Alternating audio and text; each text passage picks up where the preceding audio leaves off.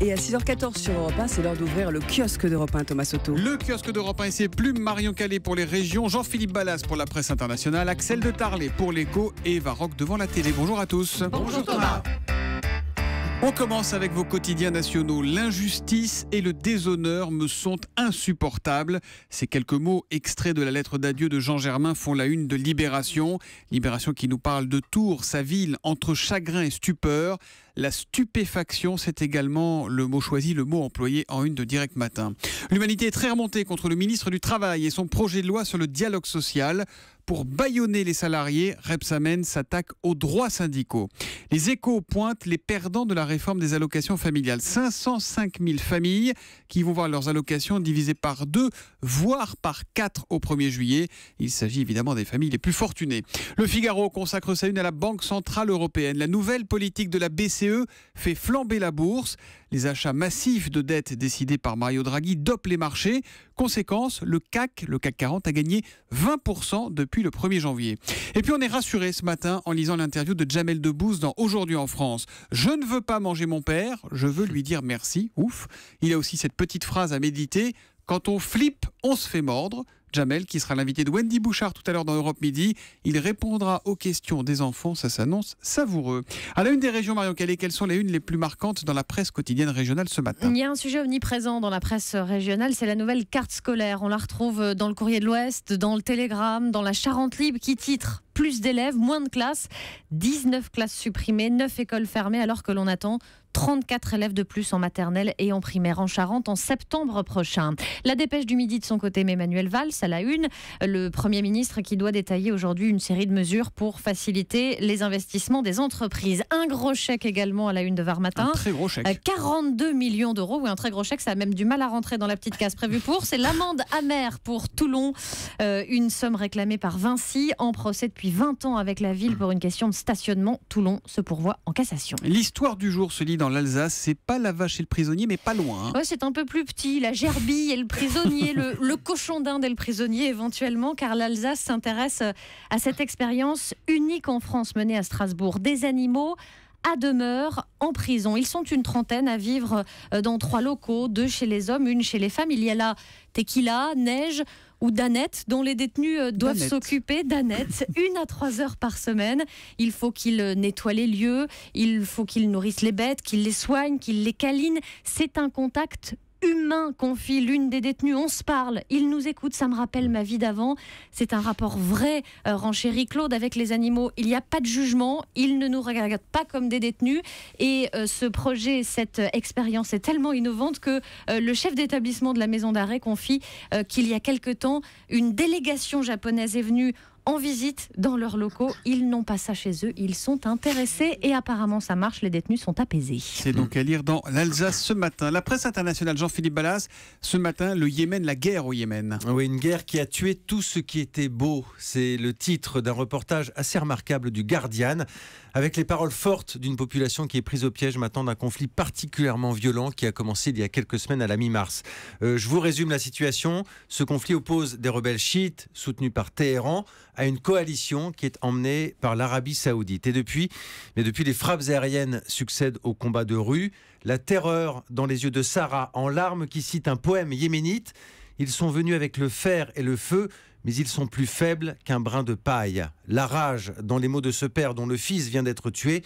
Je ne serai pas en paix tant que je ne l'aurai pas vengé. Je n'ai plus rien pour sourire. Et puis la fatigue extrême de cette famille qui raconte: nous avons connu tant de guerres, elles nous ont pris notre travail, notre sécurité. Maintenant la guerre nous prend notre maison. Mais est-ce qu'il y a une mobilisation internationale ? On essaye, mobilisation humanitaire en tout cas, mais très difficile à mettre en place. Vous allez comprendre, c'est ce que raconte le Guardian, avec des routes qui sont détruites, des liaisons aériennes, maritimes qui sont coupées, extrêmement difficile d'atteindre la population. J'ai lu notamment le récit d'une porte-parole de la Croix-Rouge qui explique qu'en temps normal, écoutez bien, le Yémen importe 90% de ses produits alimentaires. Donc vous comprenez bien qu'en période de guerre, la situation est absolument désastreuse. Ce pays où les morts se comptent déjà par centaines en quelques jours et les blessés par milliers. On a du mal encore à avoir un bilan précis de la situation sur le terrain. Et la Croix-Rouge qui s'alarme parce qu'il n'y a plus d'accès humanitaire pour secourir les blessés. C'est donc à lire dans Le Guardian ce matin. À la une de l'Écho, Axel de Tarlé, on roule électrique avec vous. Vente record pour la voiture électrique Tesla. Le fabricant qui est californien vend plus de voitures à lui tout seul que tous les constructeurs français réunis. C'est à lire sur l'expansion.fr, voilà, de voitures électriques. Dans l'électrique, on parle. Alors effectivement, Tesla a annoncé plus de 10 000 ventes sur le premier trimestre. C'est des chiffres en hausse de 55%. Et pour vous donner une idée, l'an dernier, les constructeurs français ont vendu, sur l'année 2014, 10 000 voitures électriques. Donc vous voyez, Tesla, ils vendent 4 fois plus. Alors l'explication, écoutez, je vais vous la montrer en image. Alors c'est à la radio, mais... Sur Europe1.fr. Et alors donc voilà, on appelle ça l'effet waouh. Regardez une Tesla. Le fameux waouh Elle effect. est splendide. Maintenant, je vais vous montrer les voitures françaises électriques. Il y a moins l'effet waouh. La Zoé, Alors, elle elle est est plus, mignonne. Elle est pas mal, la plus Zoé. passe-partout, on va dire. Elle Et est encore, mimi. j'ai eu la gentillesse de ne pas montrer l'Autolib, la Blue Car Oui. qui circule dans Paris grisounette.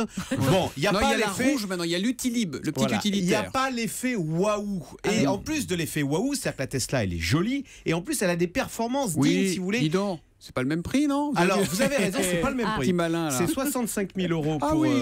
avec un bonus écologique déduit Ah oui. pour la Tesla. Et encore, ils viennent de sortir un nouveau modèle à 100 000 euros. Alors, vous avez raison, la Zoé est à 14 000 euros. Elle est donc... Mais c'est pas les mêmes performances. Elle a l'accélération d'une Porsche, la Tesla. Vous faites les 100 km/h en 3,4 secondes. Bon, Donc, alors c'est moi, fantastique. j'ai toujours la même question sur les voitures électriques. L'autonomie. Alors, Combien là de temps aussi, on roule là aussi, Tesla est bien plus performante. Alors, il y a sous le coffre énormément de batteries, ce qui fait qu'elle a près de 500 km. Alors, affiché, c'est toujours pareil, mais elle a 500 km d'autonomie affichée quand les autres affirment 200 km.